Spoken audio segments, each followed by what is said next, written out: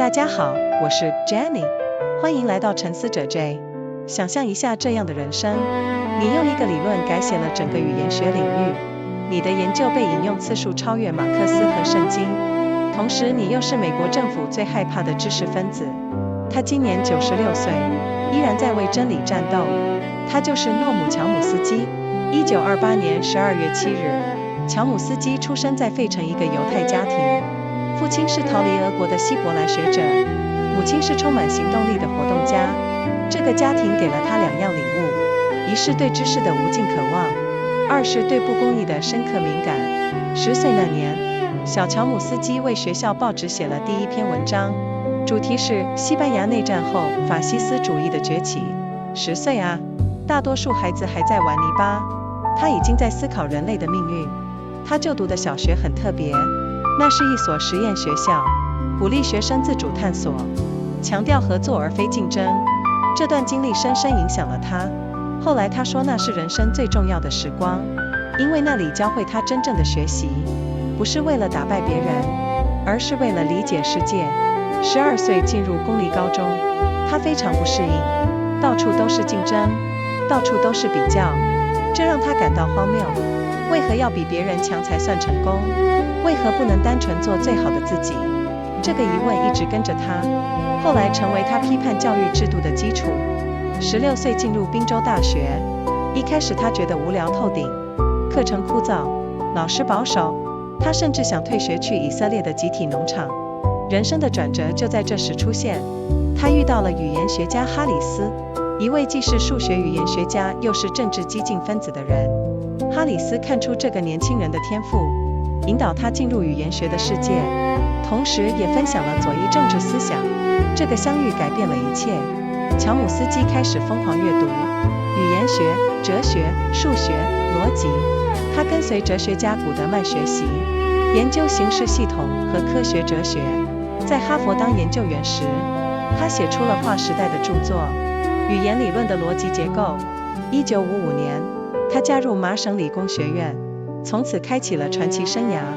当时的语言学界被行为主义统治，行为主义认为语言是后天学习的行为，就像训练狗一样，给予刺激就有反应。乔姆斯基说不对，他提出了革命性的观点：人类天生就有语言能力，大脑里有一个语言习的装置，这个装置包含了普遍语法，所有人类语言都遵循相同的深层结构。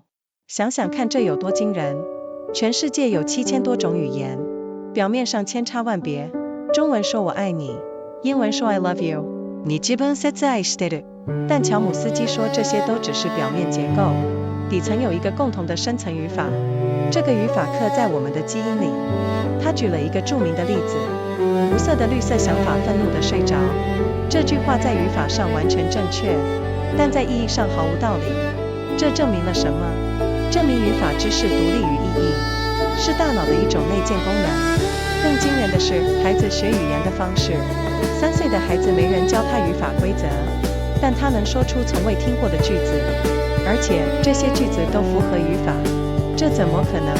除非他天生就知道语法。乔姆斯基把这叫做刺激贫乏论证。孩子接触到的语言样本其实很少，而且常常是不完整的，有错误的，但他们依然能掌握完整的语法系统。这只能说明一件事：语法知识是与生俱来的。1957年，他出版了《句法结构》，这本薄薄的小书只有100多页，却彻底改变了语言学。生成语法诞生了。什么是生成语法？就是用一套有限的规则，能生成无限多的句子。这个想法太优美了。他把语言从行为变成了一个数学系统，从此语言学成为真正的科学。乔姆斯基不断精进他的理论，从标准理论到扩展标准理论，从管辖约束理论到原则与参数理论，每一次都是重大突破。原则与参数理论特别精彩。他说所有语言都有普遍原则，比如所有语言都有主语和谓语，但也有可变的参数，比如有的语言主语在前，有的语言主语在后。孩子学语言就是在设定这些参数，就像一个开关盒，每个参数就是一个开关。接触到母语后，大脑自动把开关设定在正确位置，这就是为何孩子学语言这么快，因为大部分工作已经由基因完成了。90年代，他提出极简方案，把语言简化到最本质的部分，核心只有一个操作，叫做合并，就是把2个语言单位组合成一个更大的单位。如此简单，却能解释所有语言现象。这个理论的影响遍及各个领域，心理学、哲学、电脑科学、人工智慧，现在的自然语言处理、机器翻译、语音辨识，都建立在乔姆斯基的基础上。他成为史上被引用最多的在世学者之一，在人文学科引用次数仅次于马克思、莎士比亚和圣经。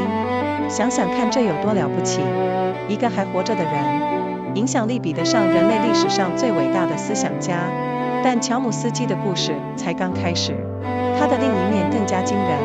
1962年，越战开始升级，乔姆斯基加入反战运动。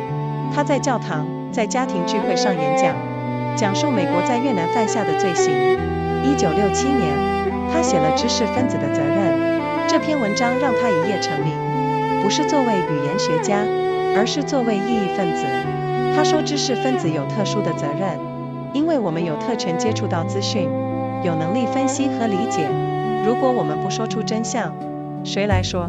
他拒绝缴1半的税，公开支持拒服兵役的学生，在五角大楼外的反战集会被捕。他和朋友成立了反战组织 Resist， 尼克森总统把他列入政敌名单。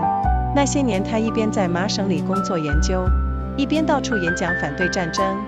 他的实验室资金来自军方，但这不影响他批判军方政策。他说，真理就是真理，不因为谁付钱就改变。越战结束后，他没有停止战斗。拉丁美洲、中东、东南亚，哪里有美国的军事干预，哪里就有乔姆斯基的批评声音。1988年，他和赫曼出版了《制造共识》，这本书揭露了媒体如何为权力服务。他们提出了宣传模式，说明主流媒体如何系统性的为统治阶级制造有利的舆论。这个模式有5个过滤器。第一是媒体的所有权结构，大媒体都是大企业的一部分。第二是广告商的影响，媒体的产品其实是观众卖给广告商。第三是消息来源，政府和企业提供大部分新闻。第四是负面宣传，批评者会受到攻击。第五是主流意识形态，反共、反恐、反任何被指定的敌人。经过这5层过滤，真相早就面目全非。媒体看起来自由，实际上是精密的宣传机器。这本书让很多人不舒服，特别是记者们，他们宁愿被说太激进，也不想被说是权力的仆人。但乔姆斯基有大量证据，他比较了媒体如何报道不同受害者。波兰神父被杀，铺天盖地的报道；拉美100个宗教烈士被杀，几乎没有报道。为何？因为波兰是敌对阵营，拉美是美国支持的政权。他分析了越战报道，表面上媒体批评政府，但从未质疑战争的本质。所有讨论都假设美国是在保卫民主，从不说美国是侵略者。2001年911事件后，他立刻被攻击为反美分子，但他依然坚持说出真相。恐怖主义是可怕的，但美国的外交政策制造了更多恐怖主义。他批评以色列对巴勒斯坦的占领，虽然他自己是犹太人，成长于深厚的犹太复国主义环境，但他说正义就是正义，不分民族，不分宗教。他批评资本主义的不平等，批评企业对政治的控制，批评军工复合体，批评一切形式的压迫。有人问他为何这么激进，他说，我不激进，我只是诚实，我相信人类的尊严和自由，这有什么激进的？他自称是自由意志社会主义者，相信工人应该控制生产，社区应该自我管理。这听起来很理想主义，但他说这才是真正的民主。乔姆斯基写了超过100本书，一半是语言学，一半是政治评论，2个领域都是开创性的贡献。他获得过无数奖项，京都基础科学奖、本杰明·富兰克林电脑与认知科学奖，但他从不为了荣誉而工作。他的生活极其简朴，住在普通的房子，开着车，穿朴素的衣服。所有演讲费都捐出去。有人批评他太理想化，说他的政治主张不切实际。他说我知道改变很难，但这不是放弃的理由。知识分子的责任就是说出真相，即使真相不受欢迎。有人批评他太偏激，只会批评美国。他说我批评美国是因为我是美国公民，这是我的责任。你应该对自己国家要求最高，不是最低。有人说他支持独裁者，他说我从不支持独裁，但我反对美国用民主之名支持世界各地的独裁政权，这种虚伪必须揭露。2017年，89岁的乔姆斯基从麻省理工退休，但他没有真正退休，他加入亚利桑那大学，继续教学和研究。2023年6月，他中风了，全世界都在为他祈祷。幸运的是他活了下来，虽然说话有些困难，但思维依然清晰。如今96岁的他依然在战斗，为气候正义，为和平，为人类的未来。回顾乔姆斯基的一生，我们看到两个伟大的革命，一个是学术革命，它改变了我们对语言、对心智的理解，证明了人类有独特的认知能力，这个能力刻在我们的基因里，让我们能创造无限的思想。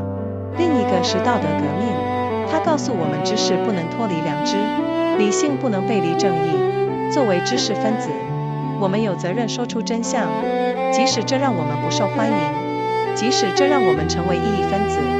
他的语言学理论改变了一个学科，他的政治评论唤醒了无数良知，两者都源于同一个信念：人类有理性，有自由意志，有追求真理和正义的能力。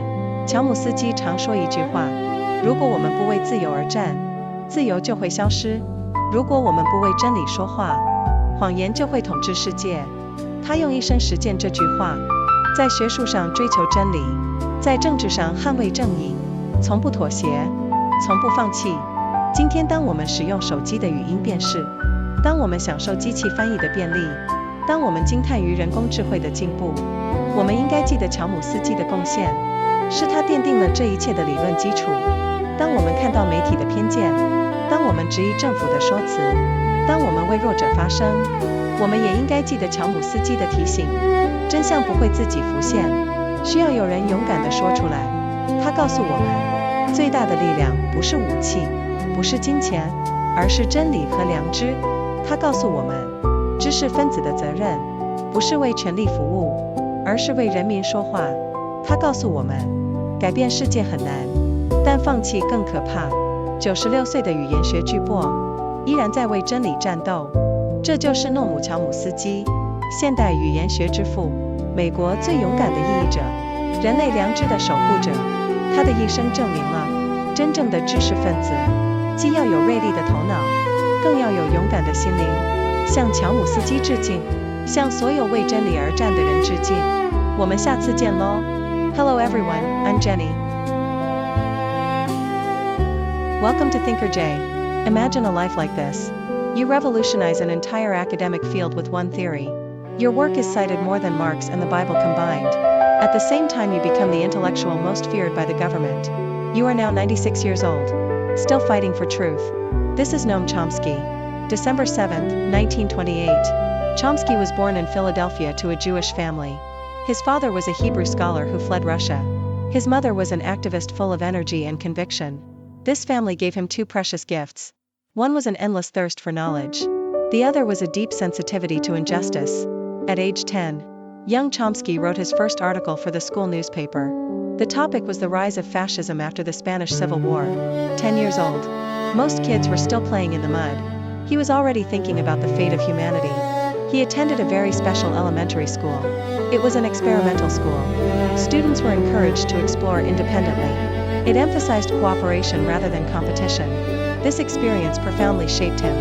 He later said it was the most influential period of his life, because it taught him what true learning meant, not to defeat others, but to understand the world. At 12 he entered a public high school. He felt deeply uncomfortable there. Competition was everywhere. Comparison was constant. He found it absurd. Why should success mean being better than someone else? Why not simply strive to be your best self? This question stayed with him. It later became the foundation of his critique of education systems. At 16, he entered the University of Pennsylvania. Initially, he found it utterly boring. The courses were dry. The professors were conservative. He even considered dropping out to live on a kibbutz in Israel. Then came the turning point. He met linguist Zelig Harris, a man who was both a mathematical linguist and a political radical. Harris recognized the talent in this young man. He guided Chomsky into the world of linguistics, while also sharing left-wing political ideas. This encounter changed everything. Chomsky began reading voraciously. Linguistics, philosophy, mathematics, logic. He studied with philosopher Nelson Goodman, exploring formal systems and philosophy of science. During his fellowship at Harvard, he wrote his groundbreaking work, The Logical Structure of Linguistic Theory. In 1955, he joined the Massachusetts Institute of Technology. Thus began a legendary career. At that time, the linguistics world was dominated by behaviorism. Behaviorists believed language was learned behavior, like training a dog. Give a stimulus and get a response. Chomsky said this was wrong. He proposed a revolutionary view. Humans are born with the capacity for language. The brain contains a language acquisition device. This device includes universal grammar. All human languages follow the same deep structure. Think about how astonishing this is. There are over 7,000 languages in the world. On the surface, they are vastly different. Chinese says I love you as way and I. English says I love you. Japanese says I shitaru. But Chomsky said these are merely surface structures. Beneath lies a common deep grammar. This grammar is encoded in our genes. He gave a famous example. Colorless green ideas sleep furiously. This sentence is grammatically perfect. But semantically it makes no sense. What does this prove? It proves that grammatical knowledge is independent of meaning. It is a built-in function of the brain. Even more remarkable is how children acquire language. A 3-year-old child is never taught grammar rules. Yet he can produce sentences he has never heard before. And these sentences are grammatically correct. How is this possible? Unless he is born knowing grammar. Chomsky called this the poverty of stimulus argument. The language samples children are exposed to are actually quite limited, often incomplete and containing errors. Yet they still master the complete grammatical system.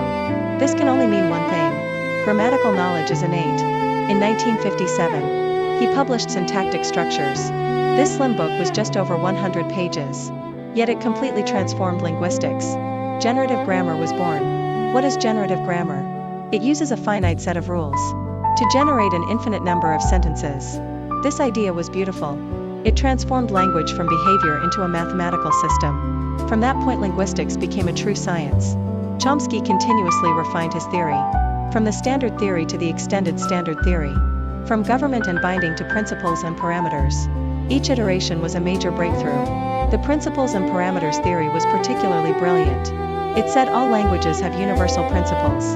For example, all languages have subjects and predicates. But there are also variable parameters. Some languages place the subject first. Others place it last. Learning a language is about setting these parameters. Like a switch box. Each parameter is a switch. When exposed to their native language, the brain automatically sets the switches to the correct positions. This is why children acquire language so quickly. Because most of the work has already been done by their genes. In the 1990s, he proposed the minimalist program, reducing language to its most essential components. The core involves just one operation called merge, simply combining two linguistic units into a larger one. So simple. Yet it can explain all linguistic phenomena. The influence of this theory spans multiple fields: psychology, philosophy, computer science, artificial intelligence, modern natural language processing, machine translation and speech recognition. All are built on Chomsky's foundations. He became one of the most cited living scholars in history. In the humanities, his citations rank just behind Marx, Shakespeare, and the Bible. Think about how extraordinary this is. A living person. His influence comparable to the greatest thinkers in human history. But Chomsky's story was just beginning. His other side was even more astonishing. In 1962, the Vietnam War began to escalate. Chomsky joined the anti-war movement. He gave speeches in churches and at house gatherings, speaking about the crimes America was committing in Vietnam. In 1967, he wrote The Responsibility of Intellectuals. This essay made him famous overnight, not as a linguist, but as a dissident. He said intellectuals have a special responsibility. Because we have privileged access to information, we have the ability to analyze and understand. If we do not speak the truth, who will? He refused to pay half his taxes. He publicly supported students who refused the draft. He was arrested at an anti-war teach-in outside the Pentagon. He and friends founded the anti-war collective Resist. President Nixon put him on his political enemies list. During those years he conducted research at MIT, while traveling everywhere to speak against the war. His lab funding came from the military, but this did not prevent him from criticizing military policy. He said truth is truth. It does not change based on who pays the bills. After the Vietnam War ended, he did not stop fighting. Latin America, the Middle East, Southeast Asia, wherever there was American military intervention, there was Chomsky's critical voice. In 1988, he and Edward Herman published Manufacturing Consent. This book exposed how media serves power. They proposed the propaganda model, explaining how mainstream media systematically manufactures favorable public opinion for the ruling class. This model has 5 filters. First is the ownership structure of media. Major media are all part of large corporations. Second is the influence of advertisers. The media product is actually the audience, sold to advertisers. Third is sourcing. Government and corporations provide most of the news. Fourth is flack. Critics face attacks. Fifth is dominant ideology. Anti-communism, anti-terrorism, anti-whatever enemy is designated. After passing through these 5 filters, truth has long been distorted beyond recognition. The media appears free. In reality it is a precision propaganda machine. This book made many people uncomfortable, especially journalists. They would rather be called too radical than be called servants of power. But Chomsky had extensive evidence. He compared how media reported different victims. A Polish priest was killed. Massive coverage everywhere. 100 religious martyrs killed in Latin America. Almost no coverage. Why? Because Poland was in the enemy camp. Latin America had US-supported regimes. He analyzed Vietnam War coverage. On the surface the media criticized the government, but never questioned the nature of the war. All discussion assumed America was defending democracy, never saying America was the aggressor. After the September 11th attacks in 2001, he was immediately attacked as anti-American, but he still insisted on speaking the truth. Terrorism is terrible, but American foreign policy has created more terrorism. He criticized Israeli occupation of Palestine, although he himself is Jewish, raised in a deeply Zionist environment. But he said justice is justice. It does not distinguish by ethnicity or religion. He criticized capitalist inequality. He criticized corporate control of politics. He criticized the military-industrial complex. He criticized all forms of oppression. Someone asked him why he was so radical. He said, "I am not radical. I am simply honest. I believe in human dignity and freedom. What is radical about that?" He calls himself a libertarian socialist, believing workers should control production, communities should self-govern. This sounds very idealistic, but he says this is true democracy. Chomsky has written over 100 books, half on linguistics, half on political commentary.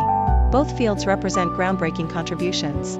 He has received countless awards: the Kyoto Prize in Basic Sciences, the Benjamin Franklin Medal in Computer and Cognitive Science. But he never works for honors. His lifestyle is extremely modest. He lives in an ordinary house, drives an old car, wears simple clothes.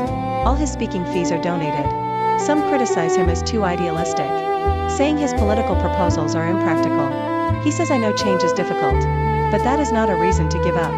The responsibility of intellectuals is to speak truth, even when truth is unpopular.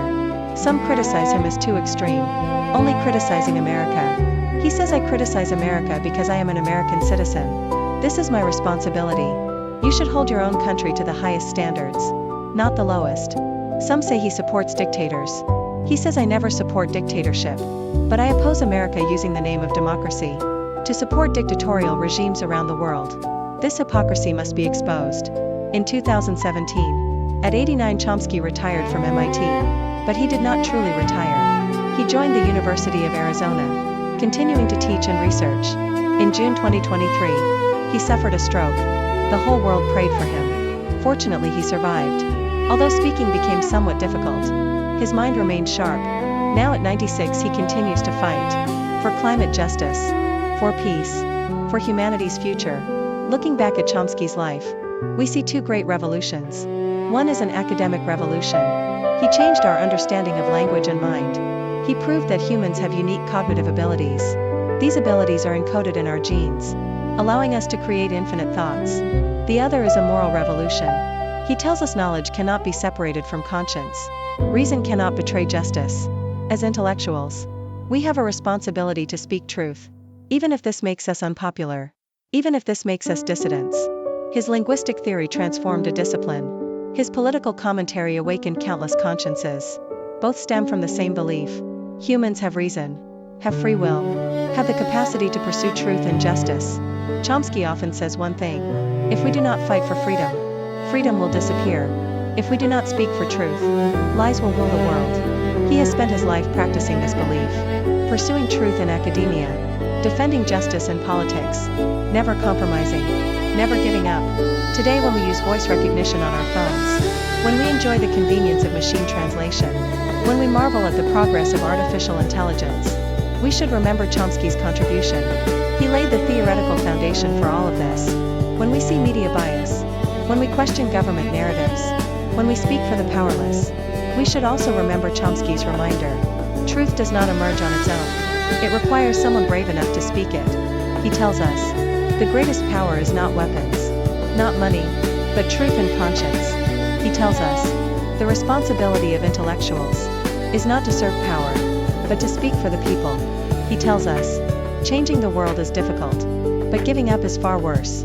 A 96-year-old giant of linguistics, still fighting for truth. This is Noam Chomsky, the father of modern linguistics, America's bravest dissident, guardian of human conscience. His life proves, a true intellectual must have a sharp mind, and even more, a courageous heart. We salute Chomsky. We salute all who fight for truth. See you next time.